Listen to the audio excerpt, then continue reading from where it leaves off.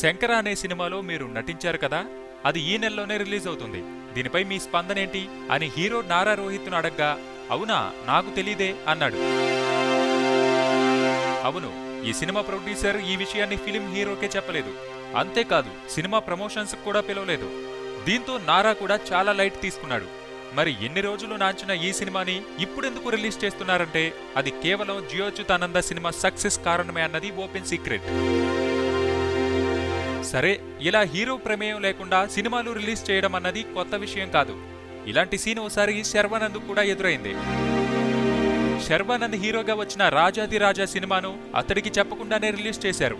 Result ఏమైందో అందరికీ తెలిసిందే. ఇక ఇప్పుడు నారా రోహిత్ టర్న్. సరే, ఎలాగూ రోహిత్ కూడా పెద్దగా పట్టించుకోవట్లేదు. ఎందుకంటే అతడి ఫోకస్ అంతా వచ్చే నెల రిలీజ్ అవబోతున్న అప్పట్లో ఒకడుండేవాడు చిత్రంపై ఉంది.